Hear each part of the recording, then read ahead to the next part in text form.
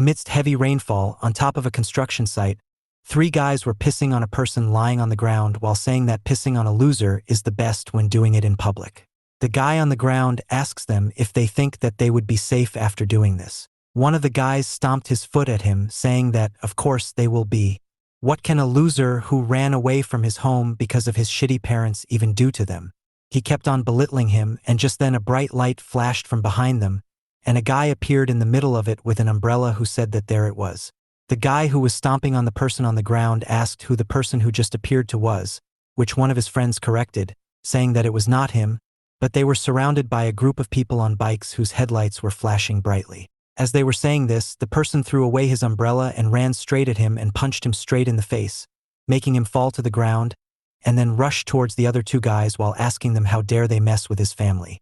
The boys remarked that they made a mistake and this loser had joined a runaway family, and as the guy started beating them, one of the boys on the bikes told them that they were not just any runaway family but that they were the strongest runaway family in Gangbuk. They are the Lim Doan crew. And the guy who beat them up was the leader, Lim Doan himself.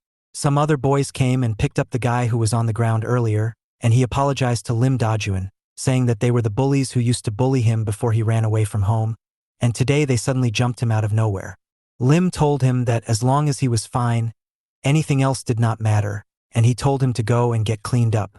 Kang Hee-soo, number 3 of Lim Doan's crew, kicked the guys on the ground while cursing at them and told everyone to get back. He then praises Lim for his work today and tells him that they should get back quickly as today is a barbecue party. Lim tells him to go first, saying that he will be right behind him. When Kan asked him the reason, he said that he suddenly remembered that time. While getting on his bike, Kang tells him that he should remember that they will not let him get away with being late, even if he is the leader. As he walks towards the far end of the building, he remarks that this place seems similar to that one. He recalls that it was raining a lot on that day as well, just like today, and he got kicked out of his school and his home. After that, some bullies started beating him with weapons like a dog because he pushed one of them and kept telling him to apologize. He asked them why he needed to apologize to them, as he did not think that he had done anything wrong, and it was they who first bullied him. He recalls that it was that day when he finally decided to stop holding back, and he punched them while telling them to stop their bitching. But they all had weapons, so they easily overwhelmed him, but just then a person appeared who asked them what they thought they were doing. He beat them up and scared them away. Lim refers to him as his savior and defines that day as the one when he meets his savior. As the person who helped him started to leave, Lim put his hand on his shoulder while requesting him to help him become strong just like him. He contemplates that now, when he thinks about that day, he was not afraid while grabbing onto the shoulder of such an amazing person, and he was just so desperate. As the rain stopped, he decided to go back and noticed a boy hiding behind a wall, so he asked him to come out and show himself. A skinny boy walked out from the shadows and told him that he was not trying to peep at him. He was sleeping upstairs and got up because of all the fighting, and he kept himself hidden as he did not want to disturb them.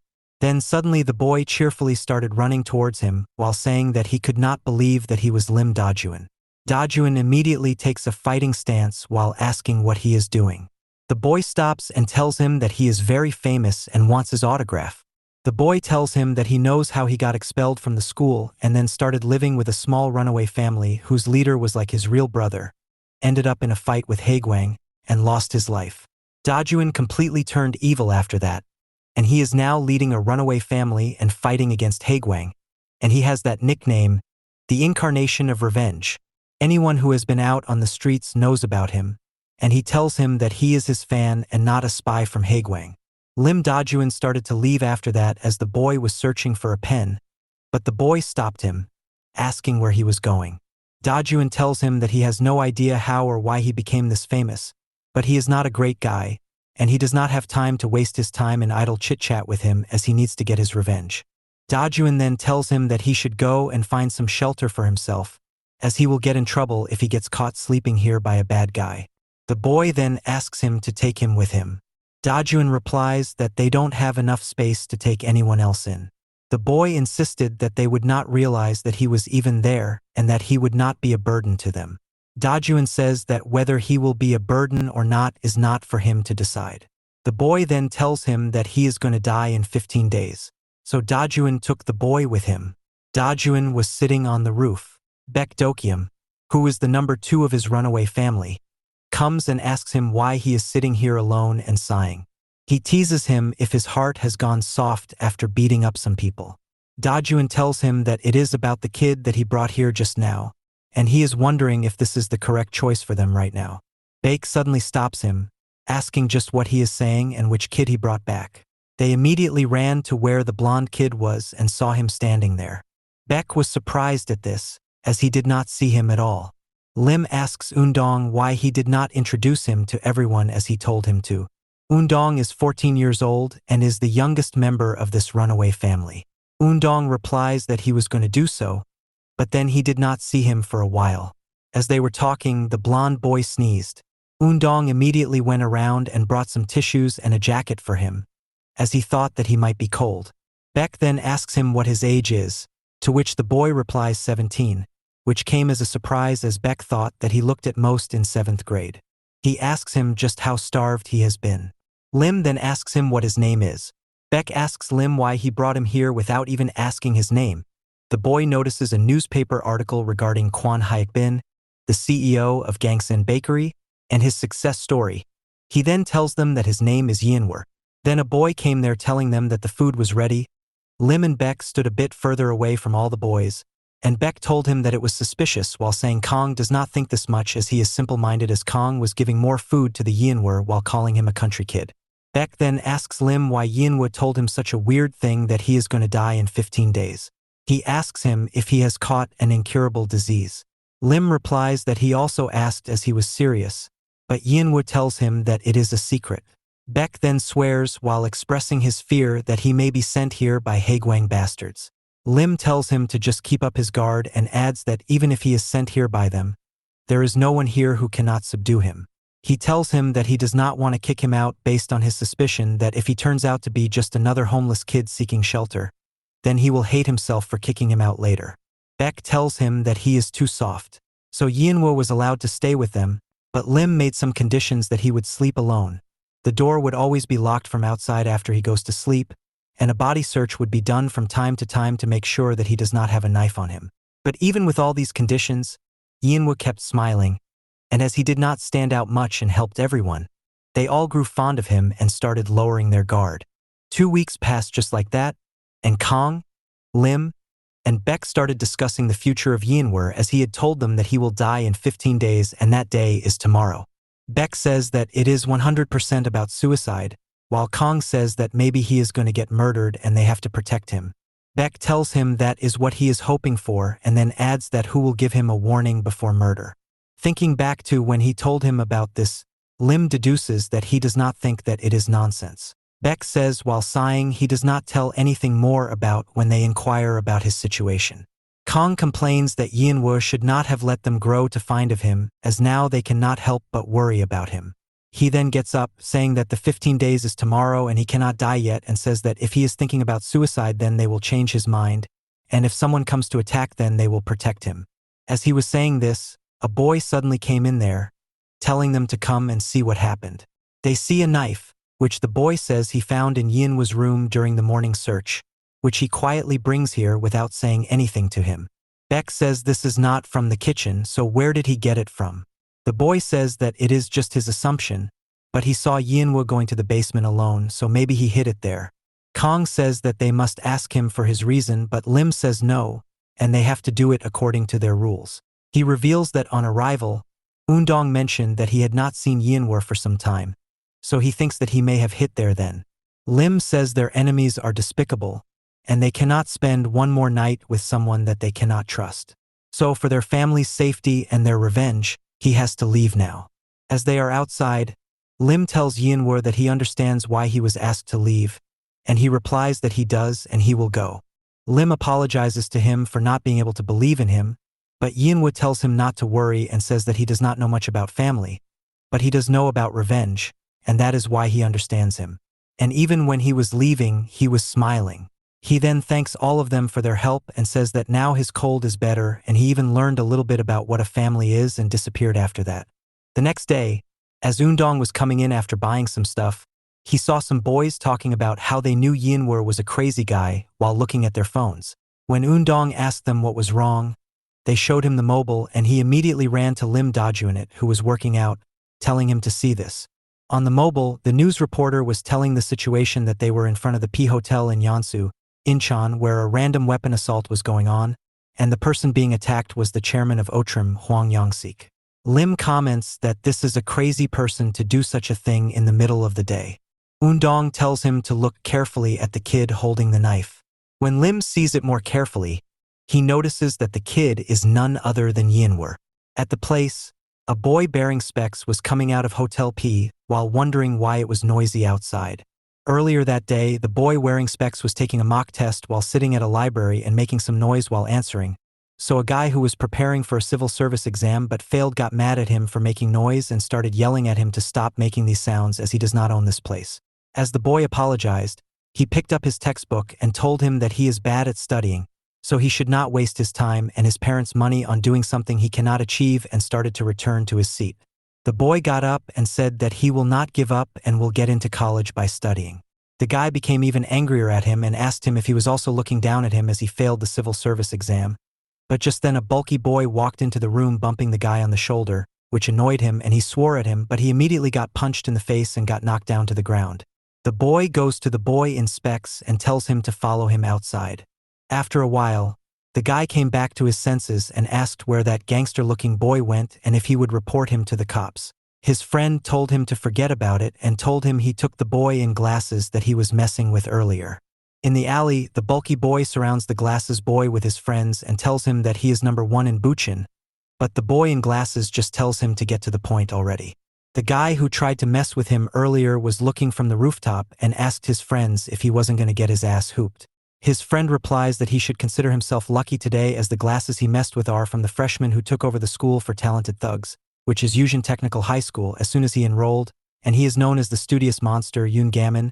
And then they see that the bulky guy, as he was running to punch the glasses instead, got punched and knocked out cold on the ground. Gammon then proceeds to beat up the rest of the boys and then receives a call from his dad and tells him that he will head there immediately. At the Yangsu P Hotel, he bumps into Yinr, knocking him down, and he immediately asks if he is okay, but he just gets up and leaves. Gammon wonders when this kid got so close to him. Gammon arrives at the P Hotel, where the CEO of Otrim is hosting a banquet. He meets with his dad and sits at a table to enjoy a meal. His father is Yoon Jung-go, who is known as a genius doctor and a medical hero. Gammon asks his father about why he wanted him here, to which his father replies that he brought him here because it has been a while since he had lunch with his son. His father then tells him that he does not like it here as Otrim is all about money, but he came as all of his professor friends told him to come. Gammon tells him to look behind as the CEO, Hwang Young-suk, comes there and asks him if the food is to his liking. His father tells him that it is and thanks him for allowing him to bring his son. The CEO tells him that they are grateful for him to be there and then says that his son must take after him as he looks so smart. He then asked Gammon which school he attends, and he was embarrassed to mention his school name. As his dad saw this, he said that his son attends Useong Technical High School. Hwang Young-suk mocks him, saying that he thought that the apple never fell far from the tree, but he was wrong. He says to Gammon that he will have to work harder to catch up with his father as he puts his hand on his shoulder, but Gammon's father catches his hand instead, saying that he is grateful for his concern, but there is no need for that as his son works harder than anyone else. And after that, Hwang Young-suk left. Gammon apologizes to his father for not being a son whom he can be proud of, but his father tells him not to worry as his mom will scold him if he gets depressed, and tells him that he was never an embarrassment to his mom and dad. Hwang Young-suk tells his secretary that he will now go back to the main building as he is tired of putting on a show as they are walking. One of the bodyguards notices Yinr and wonders just when this kid got so close, but before he or any of the other bodyguards can respond, Yinr manages to get to Hwang Young-suk and takes him hostage. In the hotel, Gammon's father had told him to go home as the second part would be even more boring, and outside he encountered the situation and immediately recognized Yinr as the kid he bumped into today. Yinr tells Hwang Young-suk that he will let him live if he recognizes who he is, but Young-suk says that he has no idea who he is. Gammon thinks to himself whether he should save him as this guy had not been nice to him or his father, and as Yinr is going to stab Young-suk in the neck, Gammon immediately rushes over and knocks him away from Young-suk. The bodyguard immediately runs to him, asking if he is fine, but he tells him to catch the kid. As two of them go for him, Yinr stabs both of them and starts running towards Yong-suk again, but Gamin again interferes and trips him onto the ground and holds him and apologizes for tripping him twice today and tells him to stay still. The bodyguards started running towards them. Gamin's father also came out and shouted for him to get back. Gamin asked Yinr why he was doing this, but he soon notices that Yinr has thrown his knife upwards and it is coming right at his head. He barely dodges it, but Yinr immediately catches the knife and cuts his arm a little. Gamin thinks he is going to be stabbed, but to his surprise, Yinr takes off from there, and his dad arrives there, asking what he thinks he is doing here, and then asking him to show his wound, to which Gamin says that it is just a little bruise. Meanwhile, the bodyguards failed to catch Yinr as he ran away from the scene. Gamin's father tells him that due to his little stunt, his lifespan was reduced by 100 days. Gamin is shocked after hearing this and starts apologizing. His father then tells him that they should go get first aid. The police also arrived at the scene. The reporter who was broadcasting this again summarizes the whole situation for the audience who had just joined.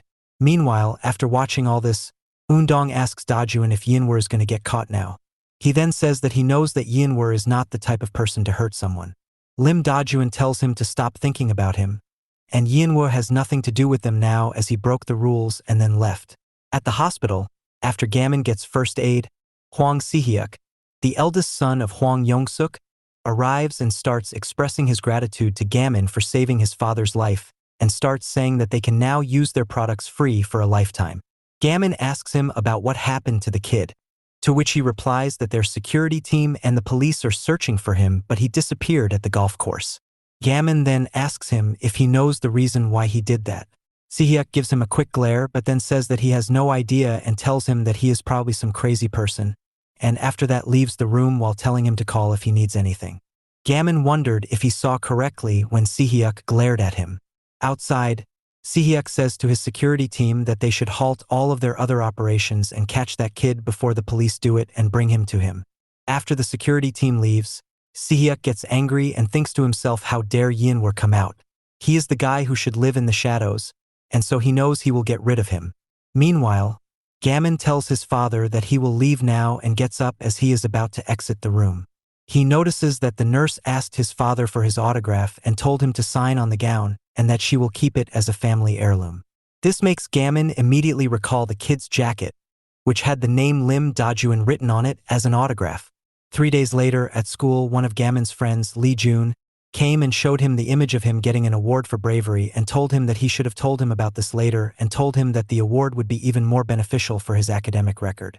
Lee Jun then asks him about what that spinning move was, while the other boy, Kim Seon, wonders if it is really alright that an article like this came out before the victim is even caught and it even has the name of the school. It will be troublesome if the culprit tries to take revenge on him. Lee Jun says that if that boy tries to get revenge on Gamin, then he will get caught this time. Kim Seon refutes him by saying that the boy is a crazy person. So who knows what he may do? But Gamin says that he is not a crazy person, as a crazy person will not cry, but that kid was crying at that time. Just then Lim Doan arrives behind them and asks if that is the reason he let him go. All 3 boys were shocked and immediately turned around, but Doan simply asked Gamin again if the reason for him letting Yinr go was because he was crying. Lee Jun asks him who he is, but Doan ignores him and says to Gamin that it is good that he is here and he wants to have a chat with him. Lee Jun confronts Doan, asking who the hell is he as he does not look like he is from this school. Doan says that he is Lim Doan from Seoul. His name shocked Gamin as it was the same name that was signed on that boy's jacket. Gamin tells Jun to wait, saying that it does not look like he is here to fight, and he will have a chat with him. He tells Doan to go to the rooftop and talk there, and they leave the room. Lee Jun tells Kim that he is sure that person just now is a very strong fighter. Meanwhile, in his mansion, Hwang Yong-suk was getting a change of band-aids when one of his bodyguards came in. He immediately got up, asking him if they got him, but the person said that he just received a call from the station that they were still unable to catch him as he was very good at avoiding cameras and they were unable to find any traces of him. Just then Hwang Si-hyuk, his eldest daughter, comes in, saying that she is surprised that her father is not making a big fuss about how a person wielded a knife against him and is still not caught. She continues that normally he would want such a person to get caught immediately, but that is not the case this time. But his father gets angry at her and shouts at her that he is certain that she is going out to drink and party again while he tells her not to do that. He continues to shout at her, but just then his son also arrives, so Siha just pushes her brother in front of her father, saying that serious talk should be done between father and son and she will just play around. She then tells her father that an apple does not fall far from the tree and leaves. Hwang Yong-suk continues to complain about her, but his son tells him that she may act like that, but she is smart, so he should not worry much about her. He then tells the butler to go and give her a ride. He then inquires about his father's injuries, who tells him that they are all right and will not leave a scar. He then goes on to say that he never expected that boy to grow up like this, and they have to find him before the police can, as if he gets caught by the police then the truth will be revealed. His son tells him not to worry about it, as it will be taken care of neatly like it never happened. Dajuan recalls a conversation that he had with Yinr after it had been a week since his arrival when they were taking a walk outside. Yinr said that he really felt comfortable there as Endong took care of him and taught him about various things, and Kong kept more food. He was really happy as everyone was friendly and they had leisure time. Dajuan tells him that he is lucky to arrive here after they just had a fight, which is why they have leisure time. Yinr asked if they won, and Dajuan replied that they did, but it was far from over, and the revenge was not complete until they paid for what they had done. Yinr asks him what he thinks lies at the end of the revenge, as there is this saying that if you want to get revenge, then dig 2 graves. Just as they were walking, they witnessed a man beating up an old guy, so Dajuan immediately intervened and knocked the man down to the ground, then told Yinr that even if this revenge leads him to hell, he is not afraid. He is more afraid of not being able to take his revenge. He tells him that he would rather die than see the enemies kill his family while he lives a happy life. And if he does not want to die, then he will have to kill. Just as he was looking boyish, the man suddenly got up and tried to hit him with the acid, but Yinr reacted swiftly and instead threw that at him. Dajuan said that he is really fast. Yinr tells Dajuan that he does not think that revenge ends in blood or hell. Instead, he thinks that it ends in light, as those who fulfill their wish are bound to shine. Dajuan thinks to himself that it was very strange how he was so quick with such a small body and talked about revenge. At the rooftop, Gammon asks him what he wants to talk about. Dajuan asks him in which direction Yinr ran. Gammon asks him if he is referring to the criminal and says that he does not know where he went as he disappeared from the spot. Dajuan asks him which direction he ran to, if it is around the golf course or the apartment site. Gammon asks him why he wants to know this as the police are chasing him. He then asks him about what his relationship is with the criminal and if he is thinking about helping him. Dajuan says that he also helped him. Gammon tells him that he does not know what he is talking about, as he did not let him go. He simply got distracted because of the knife. But Dajuan tells him that there is no way a guy like who fights so smoothly will be distracted by a knife, while showing him the video recording of the scene and saying that anyone who can fight can easily see that he definitely let him go. Gammon looks away from him, saying that it is not true and that if he has nothing else to talk about, then he should leave. Dajuan asks what he is worried about as he already received the Brave Citizen Award. He asks him if he is afraid of tarnishing his great father's reputation if it comes out that he let a criminal escape. He continues that it was all in the article that he is the son of the medical hero, and while his father saves lives, he tramples on them. Gammon gets flustered and shouts at him just what nonsense he is spouting, as that criminal was the one who was trying to kill a person. Dajuan tells him that Yinr is trying to get revenge, and it is a lifelong dream. He then asks Gammon how he feels now that he has destroyed a person's lifelong dream, so he should tell him whatever he knows about which way Yinr ran. Gammon grew angry and told him to shut up and that he would not tell him anything. Gammon tells him to stop joking, as it is not okay to kill anyone even if it is for revenge, and a bad thing is a bad thing. He says that he has no plan to help a criminal. He then asks Dajuan why he is helping a criminal. Dajuan then told him that it was right. What does a kid like him who has proud parents and grew up normally know about such things? He then tells him that it was his mistake that he thought that there was room for negotiation since he let Yinr go. So he should tell him where he went while he is still being nice. Gammon tells him that he should leave while he is being nice since he needs to study. Before they realized it, they had already punched each other. Meanwhile, in the study room, Lee Jae-woo arrives and asks Kim Se-in about where the other boys went. He tells her that Lin Jun went to the washroom and Gamin had gone to the rooftop to talk with the person who came looking for him. She tells him to go get them as it is time for remedial study and the teacher will arrive soon. Se-in tells her that he will go and get Gamin then, and as he opens the roof's door, he witnesses Gamin and Da-jun punching each other, which shocks him, and he sees that Da-jun easily blocks Gamin's kick and then avoids his fist while hitting him again. He kept shouting at them to stop and thinking to himself that Lee was right as this guy was a formidable fighter. But to his surprise, Da-jun stopped and simply walked away, thinking that he could not waste his time there as he needed to find Yinr before the people who were trying to kill him. Se-in gives Gamin his specs back, who then says to Da-jun that if he wants to fight, then he should come after the classes are over. But to his surprise, Da-jun has already left. He gets a call from Kong while getting on his bike, who shouts at him, "Just where is he?" Da-jun tells him that he is in Incheon. Kong shouts at him to come back suddenly and then asks him if he has a girl. Da-jun is shocked and tells him that there is no way, which calms down Kong, who says that it is a relief and he would have been really jealous of him if he got a girl. He then tells him that someone came here to look for him, and she is a very beautiful woman. The two police officers who were searching for Yinr by looking at the CCTV from all around the city were still unable to even catch a glimpse of him. One of them says that how is it possible that he has not been seen at any of the PC cafes, cafeterias, or motels, so just where is he sleeping? The other one says that he is not a normal kid. He is too familiar with the streets, and he is evading us by sleeping on the streets, and he is not startled, flustered, or nervous because of it. It's like he has been living on the streets for years like a street cat. He then wondered about what kind of life he had been living. Meanwhile, we see Yinr sitting below an overbridge next to a river with a street cat.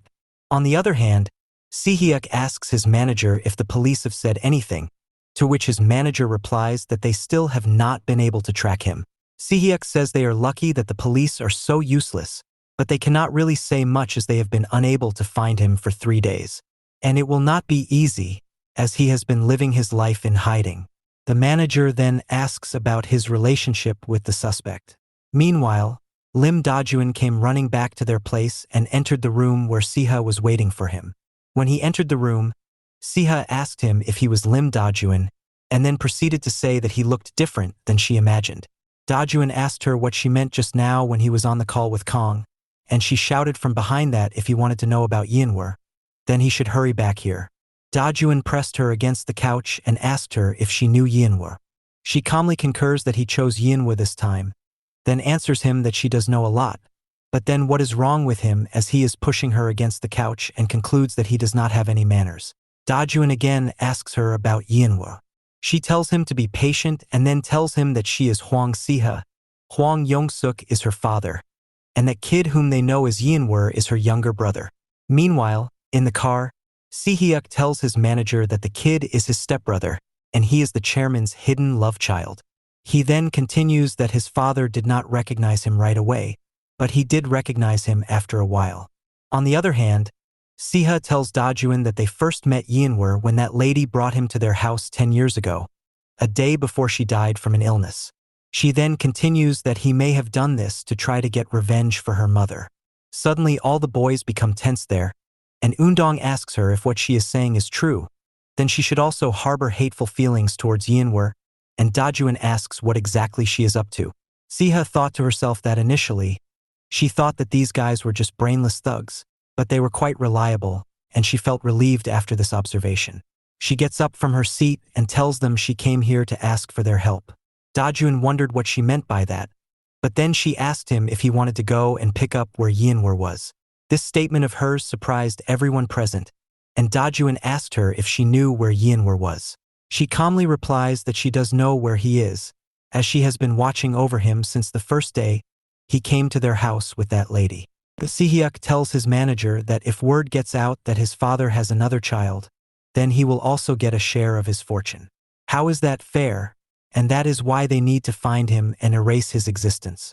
When the manager asks if he has a way to find him, he replies that his sister Se-hyuk knows where he has been hiding. He had only recently found out about this, but she had been secretly keeping watch over that kid. He then adds that since she knew that he had been searching for him, That's why she chose to reveal his location at an opportune time to try to save him. The manager asks him why she would do that, and he replies that she hates their father, but he will now show her who she should side with. Meanwhile, two of the boys of the runaway family were talking about how a hot girl had come looking for Dojuan, so they should get back quickly, but they got jumped by a bald guy. The bald guy then, along with some other thugs, made his way into the hideout of the runaway family, and as soon as he entered there, he ordered his thugs to go and capture Siha. A boy immediately came running to the room and told Dojuan that some scary-looking guys had barged in and were asking for Siha. Siha immediately panicked upon hearing this and asked if there was a back door as she needed to run away as fast as possible. But Dojuan told her to stay put and that he would go and take care of this mess. She warns him that if these guys are sent by her crazy brother Sihyuk, then they will not be some average guys, so what exactly can a kid like him do? As the bald man was looking at the picture of Siha, he thought to himself that just capturing her and scaring them would get them 200 million won and they just had to keep her alive. But suddenly all of his thugs were sent around flying, and he turned around and wondered why his guys were flying. Kong came walking from one side of the lobby where he had just gone to the washroom, and Beck came walking from the other side of the lobby where he had just gotten back from jogging. They asked the bald man if he was prepared while saying that they were so brave to walk in like this. And the bald man gets surrounded by the boys. Meanwhile, in the room, Dojuan tells Siha that they are also not an ordinary bunch of kids. Sihyuk's manager was surprised upon hearing that he had hired gangsters to follow Siha, kidnap her, and then make her reveal the location of the illegitimate child. Sihyuk tells him that his sister is very bold, and she would not open her mouth unless there was a risk to her own life. He further adds that they don't have to worry though, as they will not kill her. Meanwhile, in the building, the bald man shouts at his people that it is 200 million won. Are they giving up on the money? His men suddenly get up again, to which Beck remarks, are they zombies? The men picked up their weapons and rushed to attack, but as they were about to hit Kong, he suddenly jumped upwards, and then he used walls to jump in strange patterns and started kicking them and knocking them down again. His specialty was parkour. One of the thugs took out a knife and went towards Beck, who said that he was going to regret using a knife in front of him, but he rushed at him. Beck took away the knife while twisting the thug's arm, and then he cut his fingers, and then he proceeded to cut all the other thugs that were trying to attack him, and then he said that he did warn them that they were going to regret using a knife. Beck's specialty was using martial arts Kali Arnis, which specializes in weapon combat. But suddenly the bald man came from behind and landed a heavy punch at Beck's home, sending him down to the floor, and as one of the other boys lunged at the baldy, he knocked him out with just one punch. Beck remarked that this guy is very tough. The bald man was none other than Wang Chunjul, who is an executive at the criminal organization Ocean Youth Association and has 17 criminal records, and his motive has always been money. He proceeds to knock out some other boys while shouting at how useless his people are. He says that since they are so useless, then he will take all the money. Undong headbutts him, which causes him a nosebleed, but he kicks him away. Siha comes down and looks at the mess and says that this guy looks scary. As the baldy saw her, he proceeded to run towards her while shouting for money. A boy shouts at her to be careful. She panics and gets scared, but Dojuan appears in front of her. He tells her to wait upstairs. He punches the baldy in the abdomen while saying he does not have much time as he has to go and find Yinr. Dojuan's specialty is survival. Dojuan tells the blonde that he will end it with full force. Baldy cursed while trying to catch his breath. Siha was surprised and remarked how he was able to stop such a big guy with a single punch. Kong, while kicking one of the thugs down to the ground next to Siha, tells her that it is called the liver punch, and when you get hit by it, your whole body freezes up and you are unable to move for a few moments. Siha asks him if he has learned martial arts. She then admires him while saying that he is really something else. Kong tells her that he did not ever properly learn any martial arts. He just learned these things while trying to survive. The baldy again rushed at Dojuan while cursing and threw a punch at him, but Dojuan crouched down and then kicked him in the face. One of the thugs woke up and was surprised to see his boss losing to a boy, but just as he was thinking how a demon like him could lose to some bastard, the baldy suddenly punched Dojuan from the side, which Dojuan had to block. He was forced to go on the defensive. Seeing this sudden development, Siha shouts at him to be careful. As Dojuan dodges another series of punches, the baldy kicks him in the legs, causing him to fall, and then he curses him and tells him to die while he is going to stomp at him with his leg. The thug then becomes happy at this and says that is how it should be. Meanwhile, Siha asks Kong why he is not helping him. Suddenly, Beck comes and sits next to the thug while saying that he is probably thinking that his boss is overwhelmingly superior in size and strength, so there is no way he could lose. Thug was surprised to hear him say such things.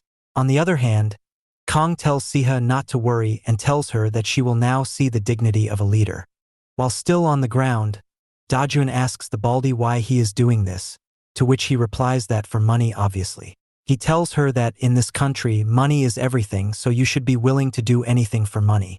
Dajun caught his leg with both his hands and told him that he had got him now, and then he twisted his leg so hard that the sounds of bone cracking could be heard. He then throws away the Baldy to a wall and then picks up a bat and smacks it on his head with such force that the bat breaks down. Beck picks up and tells the thug that his friend is winning because of his tenacity, and it is guys like him who usually win. Seeing all this unfold, Siha mutters, "Isn't this a bit too fierce?" They then ask the thug who had promised them to give them money for getting Siha, and he tells them everything. Meanwhile, Beck confirmed the findings with Kong that Yinr tried to kill his father because he is his illegitimate son, and Soha, who is the daughter of the chairman, is trying to protect the same Yinr who tried to kill her father. Meanwhile, Siha curses her brother, but then suddenly she shouts at Dajuan that Yinr is in trouble, and they have to hurry now if they want to save him. Meanwhile, Sihyuk was getting worried about why he hadn't received any calls from the thugs he hired.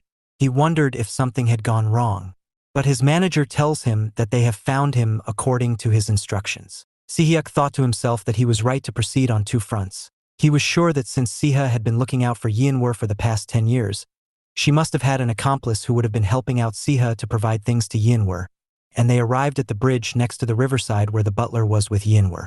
Sihyuk gets out of his car and tells the butler that it was just a suspicion, but it paid off.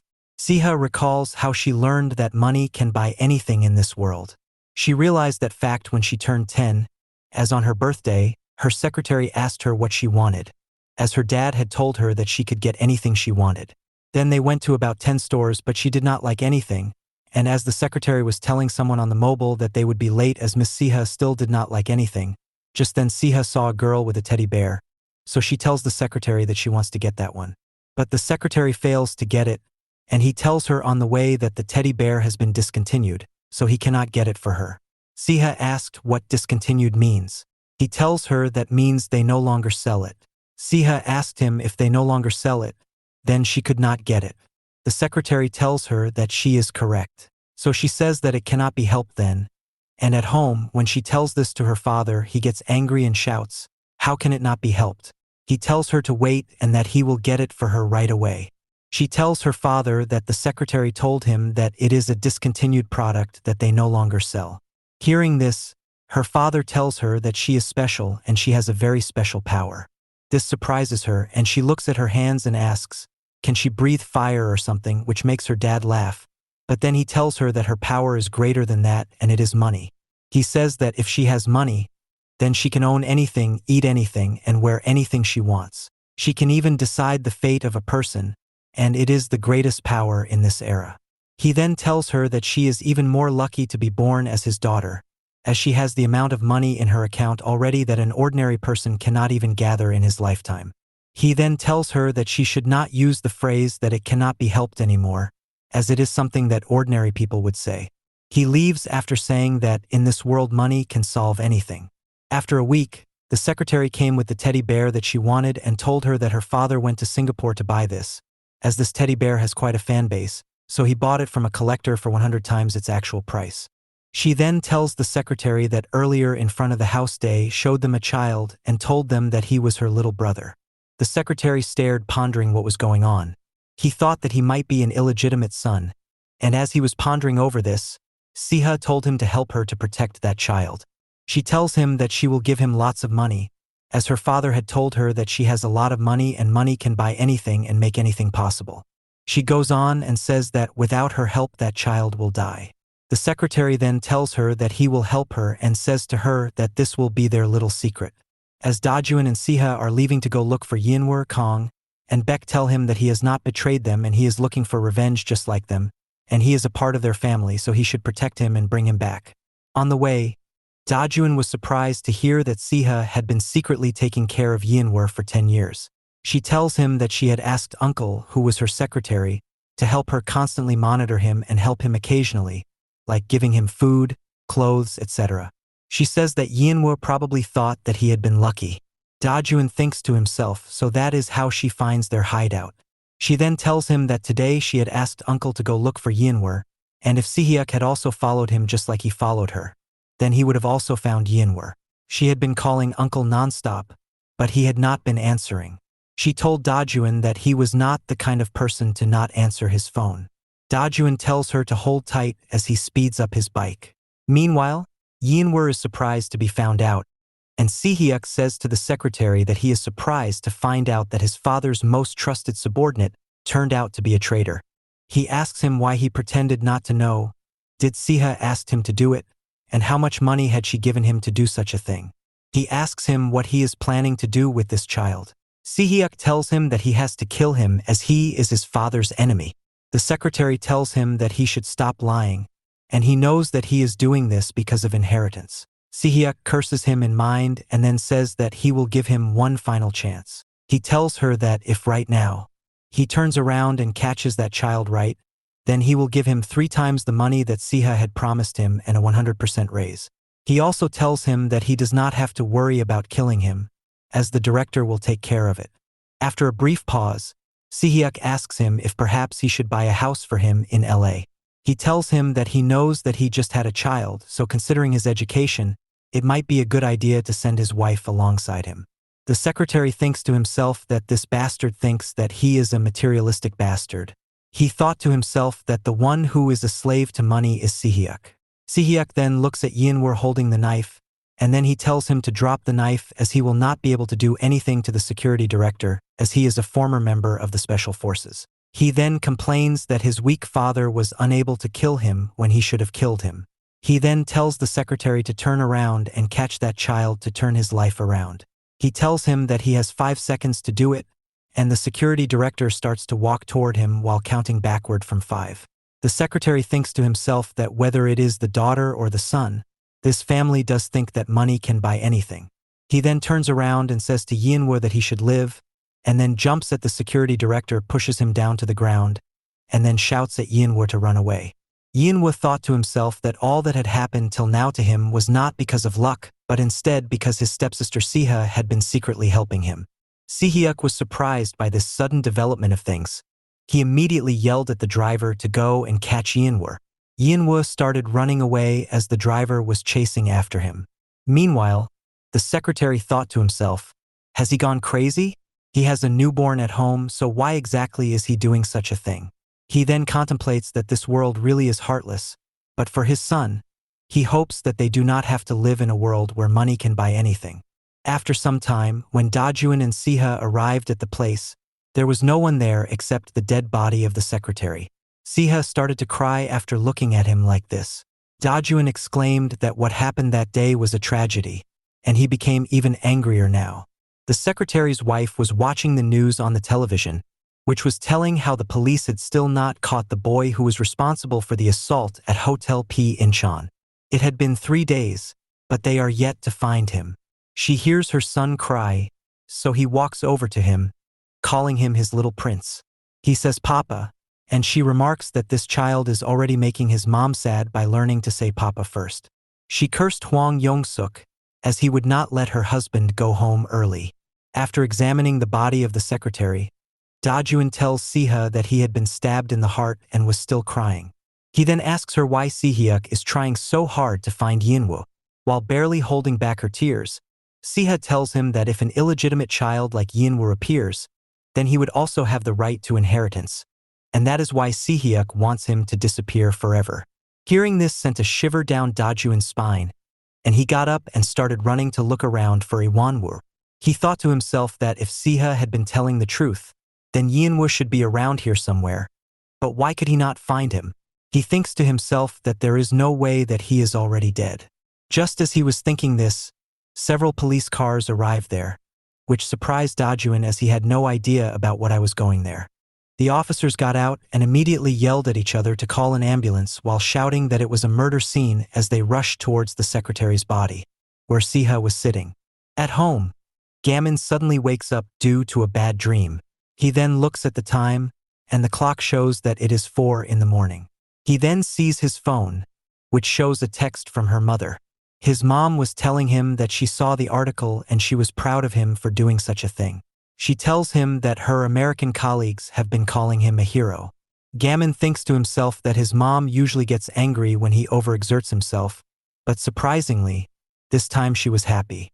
He had been living with his mom ever since his parents got divorced. The reason for their divorce is that his grandparents did not like him because he was so bad at studying while his father was such a famous doctor. The next day, as he was walking to the school, he looked at the news and saw that the police were still not able to catch him. He thinks to himself if that boy really intends to take revenge and if he has still not given up. Just as he was thinking this, Lee Jun came running towards him, calling him the brave citizen, and asked him why he was looking flustered. Gamin tells him to stop calling him that. Lee then asks him about what was wrong with the guy yesterday who appeared out of nowhere wanting to pick a fight. He then continues that he did tell him yesterday that the guy was in trouble and had a nasty temper. They should have beaten him up yesterday. Gamin tells him to calm down as nothing serious happened, and they went inside the school building. Lee tells Gamin to go ahead, saying that he will go to the washroom first, but Gamin tells him that this is the staff washroom. Lee answers that it does not matter as it is empty anyway. Gamin thinks to himself that there is a practice test today, so he wonders if everyone is already there, and as he approaches his classroom, some noise is coming from that direction. He sees that his friends are talking to some lady, telling her to go away, and as soon as he sees her eyes, he immediately realizes that something is wrong. She immediately runs to him, holds his collar, and starts saying that it is all his fault while crying. She says that he should not have let him go. She says that nothing bad would have happened if he just stopped him from escaping that day.